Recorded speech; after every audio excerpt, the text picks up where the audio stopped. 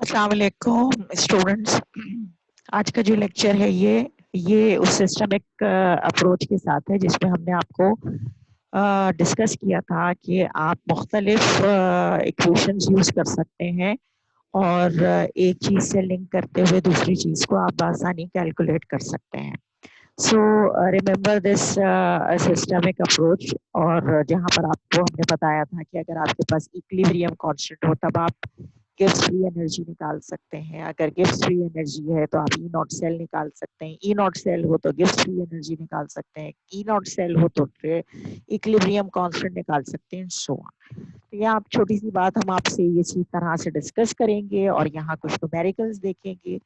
हम एक एग्जाम्पल ले रहे हैं यहाँ पर निकल की और आयरन की, और यहाँ मैंने आपको डायरेक्ट रिडॉक्स पोटेंशियल और ऑक्सीडेशन पोटेंशियल बता दिए हैं वैल्यूज। हम अगर आपको इक्वेशन एग्जाम में देंगे, क्वेश्चन देंगे, तो अगर आपको हमने रेफरेंस करवाना हो उस टेबल का जो कि स्टैंडर्ड रिडक्शन पोटेंशियल टेबल है, जो कि आप लोगों के पास मौजूद है, और आप एग्जाम में नहीं लाएंगे, एग्जाम में आपको हम जो है वो देंगे, तो आप उस रेफरेंस से टेबल से यूज करेंगे जो कि आपको ऑलरेडी बताया हुआ है किस तरह से यूज करेंगे, या अगर हमने आपको स्टैंडर्ड रिडक्शन पोटेंशियल की वैल्यूज दे दी तब आप उसको यूज कर सकते हैं। तो अगर आप इधर देखें तो हमने आपको वैल्यूज दे दी हैं और आप इसको यूज करते हुए ई नॉट सेल निकालते हैं। अब ये ऑक्सीडाइज कैथोड माइनस एनोड, अगर आपको याद हो तो हम कहते थे कैथोड माइनस एनोड, लेकिन अगर आप इसको रिवर्स कर देते हैं तो आपके पास ये साइन रिवर्स हो जाता है। ये चीज वही है जो आपको शुरू के लेक्चर्स में बता दी है, इसलिए दोबारा से जानबूझ के ये चीज इक्वेशन ये हमने एग्जांपल इसलिए डाली है कि हमने यहाँ यकीनन कोई चीज रिवर्स करके लिखी। अगर आप रिवर्स नहीं करेंगे तो मैंने आपको पहले ही बता दिया है कि फॉर्मूला वही लगेगा, कैथोड माइनस एनोड। यहाँ आपने जब ई सेल की वैल्यू निकाल ली तो ये आपके पास डेल्टा जी का फॉर्मूला है, और डेल्टा जी का इस इक्वेशन के हिसाब से आपके पास एन नंबर ऑफ मोल्स आपके पास 2 है, एफ की वैल्यू आपको कांस्टेंट पता है और ई आपने यहाँ से निकाल के लिख लिया है, तो आप डेल्टा जी आसानी निकाल लेंगे। फिर आपके पास है जनाब एक और हमने एग्जाम्पल आपके साथ शेयर कर रहे हैं जो कि जिंक और कॉपर की है, और यहाँ स्टैंडर्ड पोटेंशियल दिया हुआ है।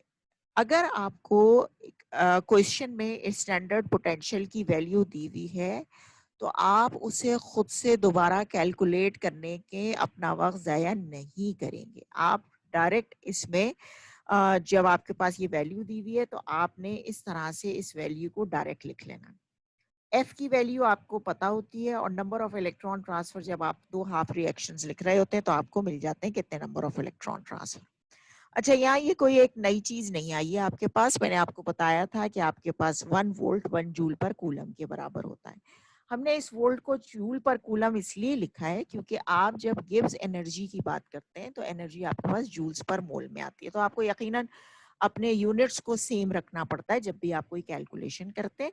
तो जब आप यहाँ गिब्स फ्री एनर्जी को कैलकुलेट करने के लिए एफ की वैल्यू फैराडे कांस्टेंट निकालते हैं तो कूलम्स पर मोल है। कूलम्स पर मोल के लिए आपने 1.10 जूल पर कूलम कर दिया, ये कूलम इस कूलम के साथ कैंसिल हो जाएगा, तो जब आप इसे कैलकुलेट करेंगे तो ये जूल पर मोल हो जाएगा। ये आपको रिलेट करना बताया है हमने कि डेल्टा जी, जाहिर है आपको पता है कि अगर हम नॉन स्टैंडर्ड स्टेट्स पे जाते हैं तो वो 1 एटमॉस्फेयर प्रेशर और 1 मोलर नहीं होते। तो ये आपके पास वो रिलेशन है जो आपको स्टैंडर्ड और नॉन स्टैंडर्ड कंडीशंस की बात बता रहा है। दो न्यूमेरिकल्स और इस स्लाइड से समझ लेते हैं, इसलिए क्योंकि आपको यहाँ इक्विलिब्रियम कांस्टेंट की वैल्यू इस क्वेश्चन में दी हुई है। किस टेम्परेचर पे? 298. So you have to calculate the value of the standard cell potential, that is E naught cell. So you can use this relationship of this delta G naught with that of the equilibrium constant, and you have this R value. Temperature is given as 298 Kelvin, and the value of the equilibrium constant is 1.8 exponent 19. So easily calculate this. And if you calculate this delta G by using this relation, and you will get this delta G value. So simple, you are going to calculate this E naught cell. So by using this relationship, rearrange, and after rearranging this E naught cell, delta G naught divided by NF.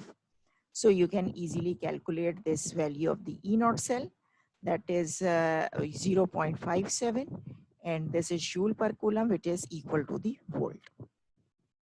Now this is the another this is sort of the explanation that you can also use this relation. By using this E naught cell, you can easily calculate this equilibrium constant as well.